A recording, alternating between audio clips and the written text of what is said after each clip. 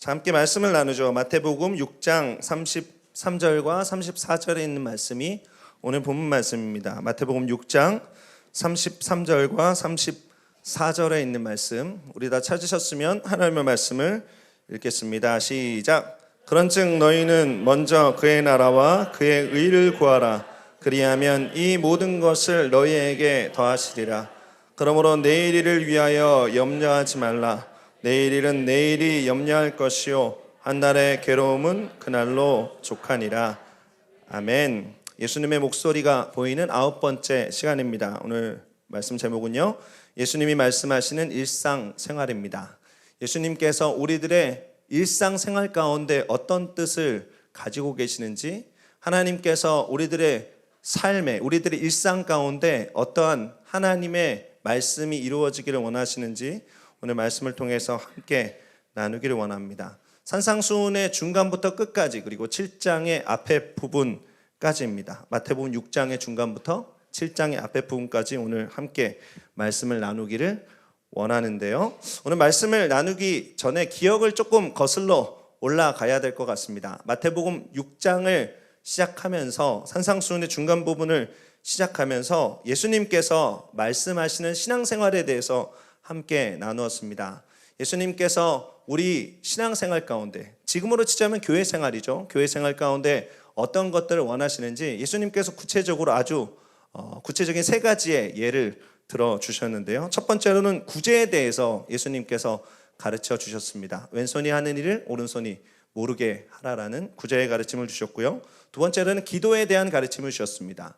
중언부언하지 말라라는 기도의 가르침을 우리들한테 주셨고요, 마지막으로 금식에 대한 가르침을 우리 안에 주셨습니다.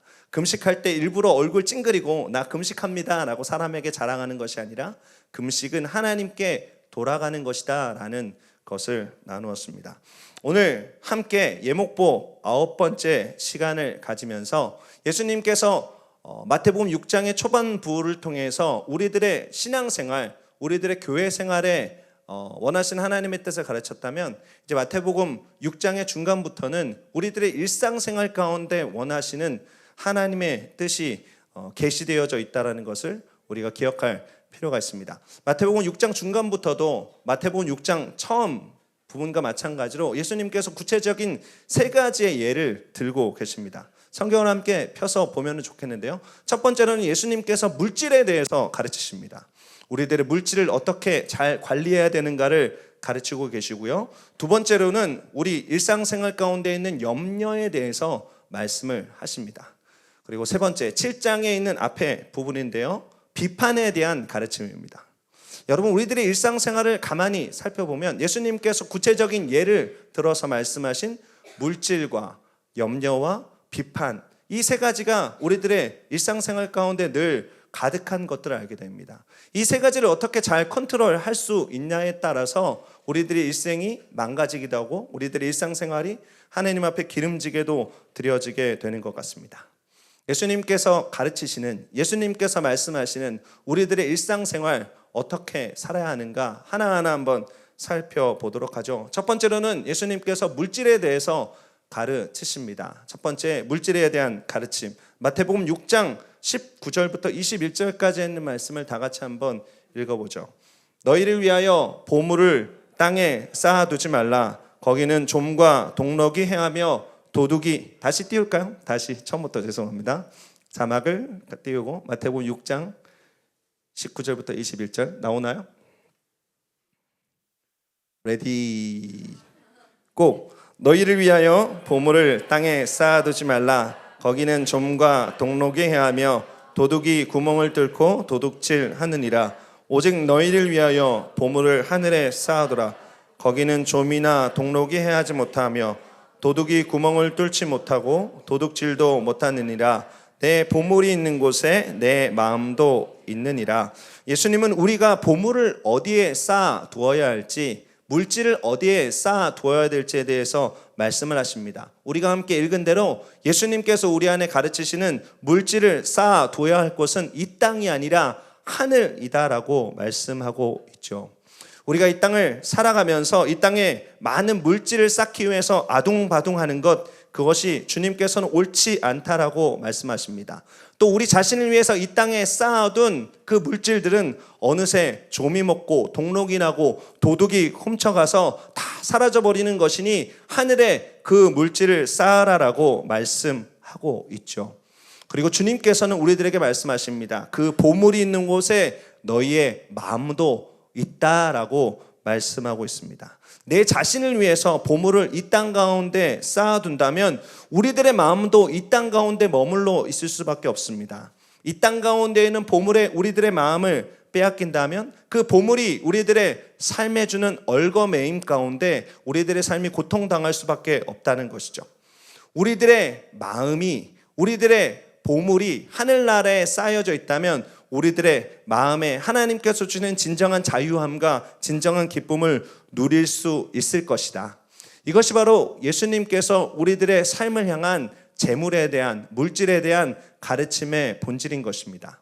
여러분, 우리는 재물을 어디에 쌓아두고 있습니까? 우리들의 삶을 한번 돌이켜보기를 원하고 우리들의 보물이 쌓여져 있는 곳에 우리들의 마음이 있음을 발견하는 오늘 철야 예배 되었으면 좋겠습니다. 우리 사랑하는 형제자매들은 바라옵건대 하나님께서 우리들 안에 주시는 가르침대로 우리가 가지고 있는 보물을 하늘에 쌓고 우리들의 마음을 하늘에 두는 복되고 귀한 축복이 있게 되시기를 예수 그리스도의 이름으로 축원을 드립니다. 예수님께서는 한 걸음 더 나아가서 재물에 대해서 이렇게 가르치십니다. 마태복음 6장 24절에 있는 말씀, 잘 아는 말씀입니다. 다 같이 이 말씀을 읽어보도록 하겠습니다. 한 주인이 두 주인을 섬기지 못할 것이니 혹 이를 미워하고 저를 사랑하거나 혹 이를 중히 여기고 저를 경히 여김이라. 너희가 하나님과 재물을 겸하여 섬기지 못하느니라. 여기에 등장하는 재물은요, 사실은 아람어 맘몬이라는 단어를 번역해 놓은 것입니다. 우리는 누군가를 섬깁니다. 다르게 표현하자면 우리는 누군가에게 노예가 되는 삶을 살 수밖에 없습니다. 노예는 주인의 자산이죠. 그래서 주인에게만 봉사하고 주인을 섬겨야 되는 것입니다. 노예가 주인을 향한 충성은 나뉘어질 수 없는 것이죠. 그래서 우리가 선택을 해야 된다는 것입니다. 하나님께 노예가 되든 하나님께 속한 자가 되든 물질의 노예가 되든 우리는 이 세상 일상을 살아가면서 두 가지 중에 한 가지를 선택해야 된다는 것입니다. 하나님을 섬기거나 맘몬을 섬기거나 두 가지 중에 한 가지만 섬길 수 있다는 것이죠. 두 가지를 동시에 섬기는 것은 불가능하다라는 것입니다. 본래 하나님과 물질은 비교할 수 없습니다. 비교할 수 있는 가치를 가진 것이 아니죠. 어떻게 물질이 하나님과 동일선상에서 비교될 수 있겠습니까? 물질의 주인이 하나님이신데 절대로 비교될 수 없는 우리들의 영원한 왕 되신 분이 하나님이십니다. 그런데 오늘 예수님께서는 물질과 하나님이 마치 동등한 것처럼 우리 안에 말씀하고 있습니다. 예수님께서 우리들 안에 눈높이를 낮추어서 말씀하고 가르치시는 것이죠. 우리들의 삶에 물질에 대한 구속력과 물질에 대한 영향력이 이처럼 막강하기 때문에 마치 하나님과 동등하게 비길 수 있는 능력이 있다라고 주님께서 말씀하시는 것입니다. 이처럼 강력한 구속력을 가진, 강력한 능력을 가진 물질의 노예가 되면 하나님을 섬기는 것, 하나님을 경외하는 것 도저히 불가능해진다는 것이죠. 또 우리들의 마음을 하늘에 두는 것도 힘든 상태가 되는 것입니다. 그리고 결국은 우리들의 인생이 망가지는 것을 경험할 수밖에 없다라는 것이 예수님의 가르침인 것이죠. 우리들이 일생을 살아가면서 이런 거 수도 없이 보고 있습니다. 물질의 노예가 되어서 물질에 끌려 살면서 그 삶이 망가지는 것 제가 일일이 열거하지 않아도 여러분들도 참 많은 예를 통해서 알고 계실 것입니다. 여러분, 주님께서는 우리들의 마음을, 우리들의 생각을, 우리들의 삶을 물질에 두기를 원치 않으십니다. 우리들의 삶의 참 주인이신 하나님께 두는 것을 원하고 계시다라는 것이죠. 사랑하는 형제자매 여러분, 여러분의 주권, 여러분의 신앙 고백이 어디에 있습니까? 부디 이곳에 모여있는 사랑하는 형제자매들은 물질에 우리들의 신앙의 고백을 두는 것이 아니라 하나님께 신앙의 고백을 두는 사랑하는 형제자매들 되시기를 예수 그리스도의 이름으로 축원을 드립니다. 오늘 철야 예배를 드리면서 그런 결단의 기도를 하나님께 드리시길 바랍니다. 하나님, 우리가 물질을 따르는 것이 아니라 물질을 섬기는 것이 아니라 하나님을 섬깁니다. 하나님이 나의 주인입니다. 하나님이 나를 다스리시고 통치하시는 참 주인이십니다. 여러분, 이 신앙의 고백은 굉장히 중요합니다. 이 신앙의 선포는 굉장히 중요합니다. 여러분들이 오늘 기도를 할 때 이 신앙의 선포를 하나님께 올려드리시길 바랍니다. 오늘 주님께서 가르쳐 주신 물질에 대한 가르침을 쭉 읽다가 보면 굉장히 의아한 것들이 한 가지 등장합니다. 예수님께서 갑자기 눈에 대해서 말씀하시는 것이죠. 그래서 혹시 잘못 기록된 것이 아닌가라는 생각을 할 때가 있습니다. 뜬금없이 생각이 들 때가 있습니다. 22절에 눈에 대한 가르침들이 있습니다. 22절과 23절에 그것이 기록되어져 있는데요. 이렇게 시작합니다. 눈은 몸의 등불이라는 말로 시작하는 것이죠. 여러분, 이 말 속에 이 물질을 섬기는 것에 대한 파괴력, 물질을 섬기는 것에 대한 무서움이 담겨져 있습니다. 고대 히브리인들은 감각기관을 세 파트로 나눠서 설명을 했습니다. 원인기관과 결과기관을 묶어서 우리의 몸의 감각기관이 세 가지의 부분으로 나뉘어져 있다고 생각했습니다. 그래서 눈과 심장을 묶었습니다. 그리고 귀와 입을 묶었습니다. 그리고 발과 손을 묶었습니다. 우리들의 감각기관이 이렇게 세 세트로 나뉘어져 있다라고 고대 히브리인들은 생각했습니다. 아까 말씀드렸듯이 눈과 심장은 묶여져 있습니다. 눈이 원인의 기관이고 심장이 결과의 기관입니다. 눈으로 바라보면 심장이 느끼고 작용한다는 사고방식이 고대 히브리인 가운데 있었습니다. 오늘 성경 구절을 가만히 살펴보시기 바랍니다. 우리가 이해한 고대 히브리인의 눈으로 이 성경 구절을 풀어보자면 이렇습니다. 내 눈으로 보는 것이 욕심 없이 성하게 되면 내 심장이 밝아지게 될 것이다. 내 온몸이 밝아지게 될 것이다. 내 온몸 가운데 하나님께 주시는 기쁨이 가득하게 될 것이다. 반대로 내 눈이 어두워서 내 눈 가운데 욕심이 들어오게 되면 내 심장과 내 몸에 어두움이 가득하게 될 것이다. 사단에게 너의 삶이 우상 숭배에 드려지게 될 것이다 라고 오늘 성경은 말하고 있는 것입니다. 너의 눈이 성하여서 너의 눈에 물질 가운데 욕심이 없으면 하나님을 주인으로 모시고 선택하는 삶이 이어질 것이고, 내 눈에 욕심이 가득해서 어두움이 가득하면 물질을 우상으로 섬기는 삶이 될 것이라는 가르침이 바로 이 가르침 가운데 숨겨져 있다는 사실을 여러분 기억할 필요가 있습니다. 사랑하는 형제자매 여러분들, 우리가 세상을 살아가면서 물질의 문제들은 끊임없이 우리들의 삶에 도전을 주는 문제입니다. 우리들이 일상생활 가운데 물질을 떠나서 살 수 없는 것이죠. 아까 말씀드렸듯이 이 세상에 있는 사람들은 물질을 자신의 주인 삼아서, 이 세상에 있는 사람들은 물질을 자신의 하나님 삼아서 하루하루 살아가고 있습니다. 어두움에서 벗어나지 못하는 삶을 살고 있죠. 자신을 파괴하는 삶에서 살고 있습니다. 이 세상이 어떤 세상입니까? 돈이 된다면 뭐든지 하는 삶이 현재 삶입니다. 우리가 잘 아는 찬양의 가사 중에 이런 가사가 있습니다. 천국은 마치 감추인 보화라는 찬양 가운데 있는 가사입니다. 그 보석을 발견한 사람은 그 천국을 발견한 사람을 뜻하는 것이죠. 기뻐 뛰며 집에 돌아가 집도 팔고 밭도 팔고 냉장고도 팔아서 반드시 그 밭을 사고 말겠다는 가사가 있는 것이죠. 이 사람은 어떤 사람입니까? 물질보다 천국에 가치를 두고 있는 사람입니다. 천국을 소유할 수 있다면 내 집도 팔고 내 밭도 팔고 내 냉장고도 팔아서 천국의 삶을 살겠다고 결단한 사람이죠. 바로 우리와 같은 사람입니다. 하나님을 경외하고 하나님의 주인됨을 선언하고 선포하는 삶이 바로 이런 삶입니다. 그런데 세상의 사람들은 어떻습니까? 물질을 소유할 수 있다면 하늘의 것을 가차없이 팔아버리는 세상이 바로 현재의 세상입니다. 돈이 된다면, 내 손에 돈을 줄 수 있다면 인간성도 팔아버리는 것이 현 세대의 모습입니다. 양심도 팔아버리는 것이 현 세대의 모습입니다. 하나님께서 우리 안에 주신 선물인 가족들도 팔아버리는 것이 우리 현 세대의 모습입니다. 직장도, 또 그 안에 있는 건강도 팔아버리는 것이 우리들의 모습입니다. 모든 관계들, 모든 것들이 다 중요하지 않습니다. 하나님께서 우리 안에 준 모든 것들을 다 팔아버리고 물질을 살 수 있다면, 물질을 내 손에 줄 수 있다면 다른 어떤 것도 포기할 수 있다라고 외치고 선언하는 세상이 바로 현재의 세상인 것이죠. 이런 사람들이 종국은 어떻습니까? 그 모든 것들을 팔고 돈을 주게 되면 돈이 주는 파괴성 가운데 그 삶이 망가지는 것을 보게 됩니다. 그리고 나서 알게 되는 것이죠. 하나님께서 우리 안에 주신 하늘의 가장 소중하고 아름다운 것이 내 안에 사라져버렸다는 것을 세상 사람들이 알게 됩니다. 심지어 그것을 아는 사람이 복이 있는 사람이죠. 돌이킬 수 있는 기회가 있으니까. 그런데 대다수의 세상 사람들은 평생 그것도 알지 못한 채에 죽음의 길로 가고 있습니다.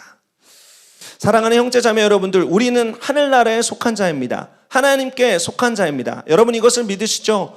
하나님께서 우리들의 삶을 붙들고 계신 것을 믿으시죠? 우리는 하나님을 주인으로 섬기는 자입니다. 그런 우리가 어떻게 물질을 우리들의 삶의 주인으로 고백하고 선언하고 물질을 따라가면서 살 수 있겠습니까?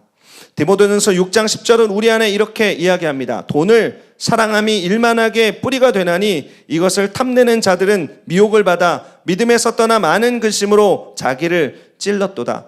디모데전서는 우리들에게 분명히 얘기합니다. 돈을 사랑하는 것이, 돈 자체를 이야기하는 것이 아닙니다. 돈이 청지기의 손에 들리면 복되고 귀한 것이 되지만 돈을 사랑하는 것에 대해서 이야기하는 것이죠. 돈을 사랑하는 것이 일만하게 뿌리가 된다는 것입니다. 돈을 사랑하게 되면 그 돈 가운데 우리들의 마음이 미혹되게 됩니다. 믿음이 떠나게 됩니다. 그리고 많은 근심과 걱정이 생겨나게 되고 결국은 자기를 찌르는 일을 저지르게 된다라고 디모데전서는 분명히 우리들 안에 말씀하고 있는 것입니다. 사랑하는 형제자매 여러분, 방금 전에 여러분들에게 제안 드렸듯이 오늘 우리가 철회 예배를 드리고 기도를 하면서 하나님 앞에 이 신앙의 고백을 드렸으면 좋겠습니다. 세상을 향해서 우리들의 선포를 외치고 선언했으면 좋겠습니다. 나의 주인이 하나님이시다. 나는 물질의 노예가 아니다라고 선언하고 선포하는 사랑하는 형제 자매들 되시기를 예수 그리스도의 이름으로 축원을 드립니다. 그리고 이렇게 간구하시기 바랍니다. 하나님, 제 마음속에 하나님께서 주시는 사명을 회복하게 하여 주옵소서. 물질의 청직이 되게 하여 주옵소서. 물질에 끌려가는 삶이 아니라 물질을 다스리고 통치하는 삶 살게 하여 주옵소서. 그래서 물질을 땅에 쌓는 것이 아니라 하늘에 쌓는 복되고 귀한 우리들 되게 하여 주시옵소서. 이 기도를 통해서 우리들 안에 있는 물질의 집착들을 다 내려놓으시길 바랍니다. 우리들 안에 하나님의 빛을 비추시길 바랍니다. 하나님의 영광을 비추시길 바랍니다. 하나님께서 우리 안에 주시는 귀한 자유를 누리는 사랑하는 형제자매를 되시기를 예수 그리스도의 이름으로 축원을 드립니다. 예수님께서 우리 일상 가운데 가르치시는 첫 번째의 가르침, 그것은 바로 재정에 대한 가르침입니다. 이 가르침을 우리들의 마음속에 새겼으면 좋겠습니다. 하나님의 주인됨을 우리들의 입술 가운데 선포하면서 하늘의 보물을 쌓는, 하나님을 섬기는 복되고 귀한 카리스 공동체 되시기를 예수 그리스도의 이름으로 축원을 드립니다. 두 번째 예수님의 가르침입니다. 염려에 대해서 주님께서 가르치십니다. 어떻게 보면 이 가르침은 첫 번째 가르침과 연결되어져 있습니다. 물질의 노예가 되어서 이 땅을 살아가는 모든 인생들에게 주시는 예수님의 심화 학습이죠. 마태복음 6장 25절과 26절에 있는 말씀을 함께 읽도록 하겠습니다. 그러므로 내가 너희에게 이르노니 목숨을 위하여 무엇을 먹을까, 무엇을 마실까, 몸을 위하여 무엇을 입을까 염려하지 말라. 목숨이 음식보다 중하지 아니하며 몸이 의복보다 중하지 아니하냐. 공중의 새를 보라. 심지도 않고 거두지도 않고 창고에 모아들이지도 아니하되 너희 하늘 아버지께서 기르시나니 너희는 이것보다 귀하지 아니하냐. 예수님께서는 우리들에게 말씀하십니다. 우리가 일상생활을 살아가면서 우리들이 일상생활에 있는 것 때문에 염려하지 말라라고 말씀하고 있습니다. 저는 마태복음 6장에 있는 이 그림과 같은 예수님의 가르침을 참 좋아합니다. 예수님께서 산상수훈을 하시면서 모이는 무리들에게 말씀하는 것이죠. 공중의 새가 날아갑니다. 저 공중의 새를 보아라. 들에 핀 꽃과 들에 핀 들풀들을 가르칩니다. 이 모든 것들을 먹이시고 입히시는 분이 바로 전능하신 하나님이시다. 그런데 너희 한 사람 한 사람이 이 꽃들보다, 이 들에 핀 백합들보다, 하늘에 나는 새들보다 귀하지 아니하냐. 하나님의 모양과 형상을 따라 창조된 너희가 참으로 귀한 하나님의 자녀다. 내가 너희들을 먹이고 입히지 아니할까 보냐, 내가 너희를 돌보지 아니할까 보냐 라고 예수님께서 그림을 그리듯이 가르치고 계신 것이죠. 사랑하는 형제자매 여러분, 하나님은 우리를 이렇게 돌보시는 분이십니다. 들에 핀 백합보다, 하늘에 나는 새보다, 이 세상에 있는 어떤 피조물보다 가장 존귀 여기시는 하나님의 자녀, 그것이 이곳에 모여있는 한 사람 한 사람인 것이죠. 여러분, 한 사람 한 사람은 하나님의 자녀입니다. 하나님께서 선택한 하나님의 백성입니다. 그러므로 우리들의 마음속에 있는 염려와 근심은 합당하지 않는 것입니다. 우리들의 마음속에 있는 염려와 근심은 우리들의 마음에 있는 불신앙의 표시가 될 수 있다는 것이죠. 우리 옆에 있는 형제자매들에게 이렇게 인사하시기 바랍니다. 염려하지 맙시다. 인사하시길 바랍니다. 성경은 염려, 근심의 무서움을 기록하고 있습니다. 잠언 17장 22절에 있는 말씀 함께 읽도록 하겠습니다. 마음의 즐거움은 양약이라도 심령의 근심은 뼈를 마르게 하느니라. 어떻게 기록합니까? 우리들의 마음속에 있는 염려와 근심이 뼈를 마르게 한다는 것이죠. 염려와 근심이 우리들의 삶을 파괴합니다. 우리들의 삶을 무너뜨립니다. 또 시편 127편 2절은 우리들에게 이렇게 말씀합니다. 너희가 일찍 일어나고 늦게 누우며 수고의 떡을 먹음이 헛되도다. 그러므로 야훼께서 그의 사랑하는 자에게는 잠을 주시는도다. 예배 가운데 깊은 잠을 누리는 형제자매들이 많이 인용하는 말씀입니다. 맞습니다. 하나님께서 우리들 안에 사랑하는 자에게 잠을 주십니다. 얼마나 이 성전에 와서 평안함을 누리면 잠이 오겠습니까? 깊은 잠을 누리시는 사랑하는 형제자매들 되시기를 예수님의 이름으로 축원을 드립니다. 하나님께서 모든 것을 주관하십니다. 하나님의 주권이 우리들 안에 인정되고 있음에도 불구하고 뭔가 해야겠다는 근심, 걱정으로 잠 못 이루는 사람들 참 많이 있습니다. 실제로 우리들 안에 근심과 걱정이 있으면 그것이 끊임없이 묵상되게 됩니다. 그리고 밤을 새어가면서 그 근심과 걱정 가운데 노예가 되는 경우들이 많이 있는 것이죠. 주님께서 무엇이라고 말씀하십니까? 하나님께 그 염려와 근심을 맡겨드리는 사람, 일찍 일어나고 늦게 누우고 수고의 떡을 먹는 것이 하나님을 신뢰하지 않으면 헛되다라고 이야기하고 있는 것입니다. 하나님께서 잠을 주시는 사람, 하나님께서 평안함을 주시는 사람이 참 복된 사람이라고 얘기하고 있는 것입니다. 오늘 하루 사랑하는 형제자매들은 어떻게 사셨습니까? 어떤 염려와 어떤 근심을 가지고 사셨습니까? 우리가 일생생활을 살아가면서 염려와 근심은 피할 수 없는 것인 것 같습니다. 심지어 저도 이 말씀을 준비하면서 염려와 근심을 참 많이 했습니다.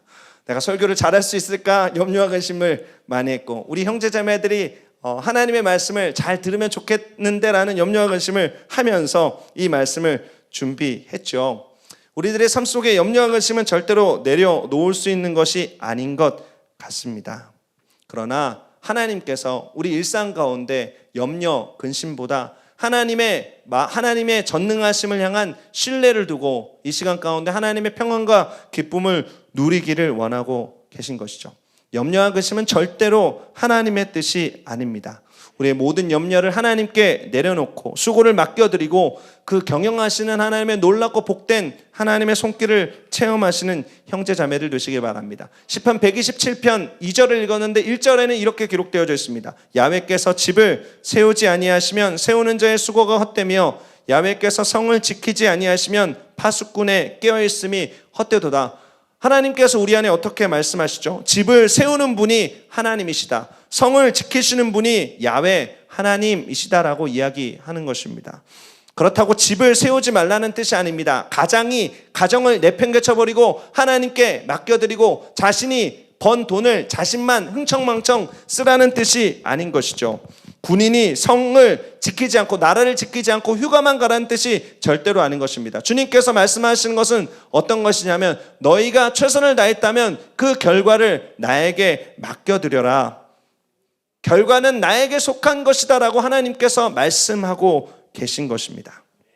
우리 사랑하는 지체들과 대화를 하다 보면 지체들이 참 착하다라는 생각들을 많이 하게 됩니다. 또 지체들의 마음속에 하나님께서 주시는 거룩한 책임감이 있는 것들을 발견하게 됩니다. 그래서 이 세상에서 여러 가지 자신이 맡겨진 일들에 참 열심인 것을 보게 되고요. 어떻게든지 자신이 맡겨진 일들 속에서 좋은 결과를 얻기 위해서 참 골몰하고 열심히 일하는 것들을 바라볼 때가 있습니다. 그런데 때로 이런 생각이 들 때가 있습니다. 우리들이 그런 열심과 그런 수고와 헌신 가운데 때로 지나칠 때가 있다는 생각을 할 때가 있습니다.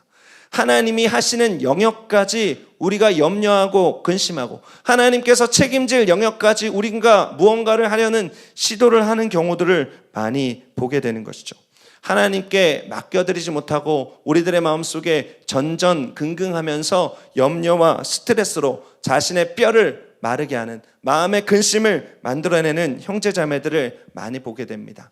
건강을 상하게 되고 정신과 마음의 상처를 입게 되는 것을 발견하게 되는 것이죠. 하나님께서 그런 형제자매들을 향해서 오늘 말씀하십니다. 너희 중에 누가 염려로 그 키를 한 자라도 더할 수 있겠느냐? 너희 염려를 나에게 맡겨드리고 하나님을 향한, 나를 향한 신뢰를 회복하여라. 엄마의 품에 안겨서 평안과 안식을 누리는 아기처럼 안식을 누려라 라고 하나님께서 말씀하고 계십니다.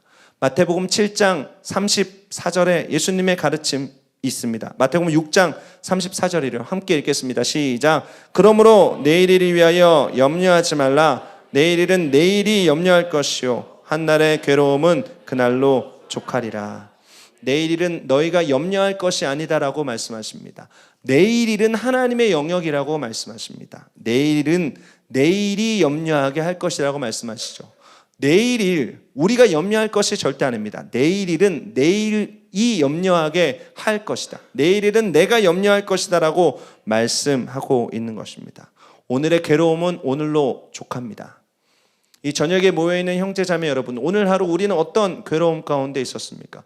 어떤 고통 가운데 있었습니까? 오늘의 괴로움은 오늘로 족합니다. 하나님께 맡겨드리시길 바랍니다. 이 시간 사랑하는 형제자매들에게 하나님의 안식이 가득하게 되시기를, 하나님의 쉼이 가득하게 되시기를, 하나님께 맡겨드리고 하나님께 신뢰를 회복한 기쁨이 충만케 되시기를 예수 그리스도의 이름으로 축원을 드립니다. 예수님께서 가르치시는 일상의 세 번째 교훈입니다. 비판에 대해서 예수님께서 가르치고 계십니다. 마태복음 7장 1절과 2절에 있는 말씀을 읽겠습니다. 비판을 받지 아니하려거든 비판하지 말라. 너희가 비판하는 그 비판으로 그 너희가 비판을 받을 것이요 너희가 헤아리는 그 헤아림으로 너희가 헤아림을 받을 것이니라. 예수님께서 우리들의 일상생활 가운데 비판하지 말라라고 말씀하고 있습니다. 우리가 하는 비판으로 우리도 동일하게 비판을 받을 것이다 라고 말씀하고 있습니다. 그런데 우리가 이 말씀을 읽으면서 오해하는 때가 있습니다. 이 말씀이 나와 너와의 관계라고 생각하는 경우가 있습니다. 여기 앞에 장미영 부회장님이 있습니다. 제가 장미영 부회장님을 비판합니다. 그러면 장미영 부회장님이 제가 하는 비판을 듣고 장미영 부회장님이 저를 비판하는 말씀이다라고 이 말씀을 읽으면서 착각하는 경우가 있습니다. 누군가를 비판하지 말아라. 그 비판이 도로 너희에게 와서 헤아림을 받을 것이라고 우리는 착각하기 쉽습니다. 그런데 이 말씀의 의미는 그것이 아닙니다. 나와 너와의 관계가 아니라 나와 하나님과의 관계다라는 것입니다. 이 말씀의 본뜻은 어떤 것이냐면 내가 장미영 자매를 비판합니다. 내가 장미영 자매를 지적질하고 손가락질하고 장미영 자매의 약점과 수치를 다 끄집어내서 지금 이 자리에서 막 선포하고 외칩니다. 그러면 장미영 자매가 나에게 그것을 얘기하는 것이 아니라 나와 장미영 자매와의 대화를 듣고 있는, 나의 정죄를 듣고 있는 하나님께서 나를 정죄하실 거다라는 말씀인 것이죠. 이 말씀을 다시 한번 꼼꼼히 살펴보시길 바랍니다. 비판하지 말라. 비판하지 말라는 무슨 뜻이냐면 정죄하지 말라는 것입니다. 이 사람을 죄인 취급해서 죄인으로 지적질하지 말라는 것입니다. 장미영 자매를 내가 죄인으로 지적한다면 하나님께서 나를 죄인으로 여기신다라는 말씀이 바로 오늘의 말씀인 것이죠. 이 말씀을 다시 한번 해석하면 이렇습니다. 다른 사람을 죄인으로 너희가 정죄하지 말아라. 그렇다면 너희도 하나님께서 판단하는 죄인으로 정죄를 피하지 못할 것이다. 여러분, 이 말씀의 깊이는요, 나와 너 사이의 관계가 아니라는 사실을 분명하게 기억해야 된다라는 것입니다. 나와 하나님과의 관계다라는 것입니다. 여러분, 선악을 판단하는 것은 하나님의 영역이었습니다. 그런데 우리가 선악을 알게 하는 나무의 열매를 먹고 난 다음에 우리는 다른 사람의 약점과 드러내서는 안 되는 수치를 드러내서 정죄하는 것이 마치 정의인 것처럼 생각하는 악이 우리 안에 싹트게 되었습니다. 물론 하나님께서 우리들의 일상생활 가운데 정의가 실현되는 것을 원하십니다. 공의가 실현되는 것을 원하십니다. 이것이 하나님의 뜻입니다. 그런데 반드시 우리가 기억해야 될 것이 있습니다. 다른 사람들을 정죄하는 것을 통해서 절대로 하나님의 정의와 공의가 이루어질 수 없다는 사실을 알아야 되는 것이죠. 다른 사람들을 죄인으로 여기는 것, 다른 사람들을 정죄해서 그 사람을 죄인으로 만드는 것, 다른 사람을 향한 비난과 험담, 다른 사람들의 수치를 끄집어내서 외치고 선하는 것은 절대로 사람을 살리는 일이 아닙니다. 절대로 하나님의 정의와 공의를 이루는 것이 아니라는 사실을 반드시 기억할 필요가 있습니다. 그것으로 공동체를 살아나게 할 수 없다는 사실, 그것으로 공동체의 복을 흘려낼 수 없다는 사실을 반드시 기억할 필요가 있습니다. 여러분, 사람의 혀는 무시무시한 도구입니다. 그래서 고대 문헌에 바라보면 혀를 이중 감옥장치로 잠궜다라고 얘기하고 있습니다. 첫 번째로는 이빨로 잠궜습니다. 두 번째로는 입술로 잠궜습니다. 그러면서 혀의 무서움에 대해서 이야기하고 있죠. 여러분, 사람의 말은 칼보다 강합니다. 사람의 말은 사람을 넉넉하게 죽이기에 파괴력을 가지고 있는 것을 우리는 볼 수 있습니다. 여러분, 인터넷의 악성 댓글을 통해서 얼마나 많은 사람들이 자신의 삶을 포기합니까? 쉽게 목숨까지도 앗아가는 것들을 우리가 보게 되는 것이죠. 이 타락한 세상은 일상 가운데 누구를 정죄하는 것이 참으로 익숙합니다. 우리가 살아가면서 이런 경우들 많이 경험하지 않습니까? 우리 주변에 있는 크고 작은 정죄들, 험담과 누군가의 수치를 드러내는 것들이 참 많이 이 세상 가운데 범람하고 있습니다. 여러분, 타락한 인생의 속성입니다. 어떤 사람의 약점과 수치를 드러내야만 내가 그 자리를 차지할 수 있다. 누군가를 약점과 수치를 드러내서 그 사람을 끌어내려야만 내가 올라갈 수 있다라고 생각하는 것이 이 세대의 모습인 것이죠. 그러나 우리는 알고 있습니다. 정죄는 또 다른 정죄를 낳게 되고, 우리가 정죄했던 사람의 잘못을 우리가 반복하면서 짓는 죄의 연약함을 가진 인간이라는 사실을 알 필요가 있습니다. 그래서 우리는 정죄해서는 안 되는 것입니다. 그래서 우리가 누군가를 죄인으로 손가락질해서는 안 된다라는 사실입니다. 이것이 예수님께서 우리들의 일상 가운데 주시는 복되고 귀한 가르침인 것이죠. 이 말씀을 생각하면서 우리는 이런 오해를 할 수가 있습니다. 그렇다면 예수님께서 죄를 간과하는 것을 원하시는 것일까요? 예수님께서 악을 이 세상 가운데 관영하도록 내버려 두는 것을 원하시는 것일까요?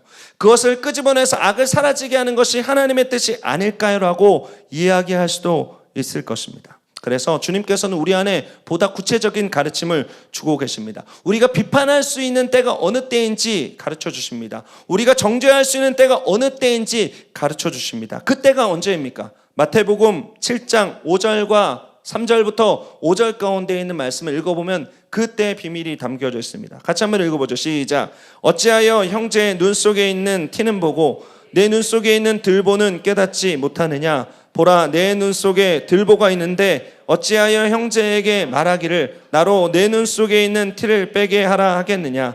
외식하는 자여, 먼저 내 눈 속에서 들보를 빼어라. 그 후에 밝히 보고 형제의 눈 속에서 티를 빼리라. 예수님께서 비판과 판단과 정죄를 아예 금하신 것이 아닙니다. 예수님께서 비판과 판단과 정죄를 할 수 있는 때를 말씀하고 있습니다. 그 비판과 판단과 정죄를 나를 향해서 먼저 살펴보고 내 눈에 있는 들보, 여기로 치자면 대들보입니다. 이 가로빔, 세로빔 돼 있는 대들보를 내 눈에서 빼어내고 나서야 비로소 다른 사람 눈에 있는 아주 작은 티끌을 빼낼 수 있을 것이다. 그것이 바로 내가 정죄할 수 있는, 그것이 내가 바로 비판할 수 있는 때라고 주님께서 말씀하고 있는 것입니다. 예수님께서 한 가늠한 여인을 만나셨습니다. 그 가늠한 여인은 바리새인과 사두개인, 바리새인과 서기관에 의해서 끌려왔습니다. 그 사람들이 이렇게 얘기합니다. 예수님, 율법에는 돌로 가늠한 여인을 치는 것이 마땅합니다라고 이야기하셨습니다. 그때 예수님께서 어떻게 말씀하셨습니까? 성경을 가만히 보시기 바랍니다. 돌로 치지 말아라라고 이야기하지 않으셨습니다. 돌로 치라라고 말씀하셨습니다. 그런데 언제 돌로 칠 수 있느냐? 죄 없는 자가 돌로 칠 수 있다라고 주님께서는 말씀하시는 것이죠. 오늘 말씀과 가늠한 여인의 이야기를 통해서 어떤 것을 알 수 있습니까? 예수님은 절대로 죄를 용인하는 분이 아니십니다. 용납하는 분이 아니십니다. 다만 우리들이 일상 가운데 어떤 사람들의 연약함을 지적할 때, 어떤 사람들의 잘못에 대해서 얘기할 때 철저하게 내 자신을 먼저 살펴봐야 된다는 것이죠. 그 손가락질을 나를 향해 가르쳐봐야, 그리고 그것으로 하나님의 말씀으로 하나님의 임재함 가운데 그것이 점검돼야만, 그것에서 자유로울 수 있어야만 다른 사람들의 연약함을 지적할 수 있다라고 성경은 이야기하고 있는 것입니다. 오늘 말씀을 기억하시기 바랍니다. 누군가를 비판하고 싶을 때, 누군가를 정죄하고 싶을 때, 누군가를 향해서 돌을 들어서 던지고 싶을 때, 그 정죄를 당하고 비판을 당하는 사람이, 돌을 맞는 사람이 다른 사람이 아니라 내가 먼저 그것을 당한다라고 생각해야 됩니다. 그리고 내 눈에 들보가 없을 때 비로소 다른 사람의 눈에 있는 티끌을 빼어낼 수 있는 것입니다. 비로소 내 삶 가운데 아무런 죄가 없다라고 주님 앞에 당당하게 설 수 있을 때 다른 사람을 향해서 돌을 던질 수 있는 것이죠.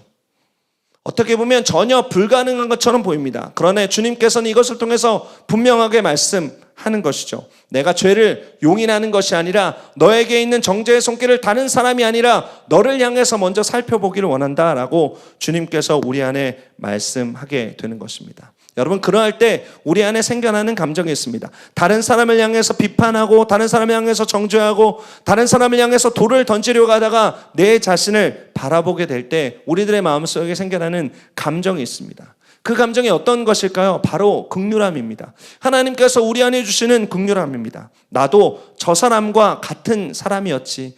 나도 저 사람처럼 돌맞기에 마땅한 사람이었지. 나도 저 사람처럼 죄인이라고 지적받기에 합당한 사람이었지. 그런데 지금 나의 삶은 어떤가? 예수님의 사랑을 입어서 예수님의 십자가의 죽으심으로 말미암아 사랑을 받고 있구나. 예수님의 사랑으로 말미암아 이렇게 죽을 수밖에 없는 내가 살아가고 있구나. 그런데 저 사람을 바라보면 나는 예수님을 알고 있지만 예수님을 알지 못합니다. 자연스럽게 불쌍한 마음이 생겨나게 되는 것이죠. 자연스럽게 긍휼한 마음이 우리 안에 생겨나게 됩니다. 비로소 예수님께서 우리 안에 주셨던 원수를 위해서 기도하라라는 기도가 우리 입술 가운데 터져나는 축복이 있게 되는 것입니다. 여러분, 아까 말씀드렸지만 사람과 공동체를 변화시키는 것은 절대로 정죄가 아닙니다. 사랑과 긍휼이라는 사실을 기억할 필요가 있습니다. 다른 사람을 향한 말이 아니라 하나님을 향한 기도가 그 사람의 삶과 그 사람의 공동체를 변화시킨다는 사실을 기억할 필요가 있습니다.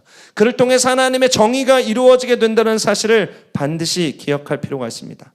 우리가 다른 사람의 잘못을 지적하고자 할 때, 다른 사람들의 죄를 이야기하고자 할 때 또 그런 말을 해야만 될 때가 있습니다. 그럴 때 반드시 가져야 될 마음이 있습니다. 빌립보서에 그 마음이 기록되어져 있습니다. 사랑을 가지라라고 이야기합니다. 다툼이나 허영이 아니라 겸손한 마음으로, 나보다 남을 낮게 여기는 마음으로 그 사람에게 권면하라라고 성경은 이야기하고 있는 것입니다.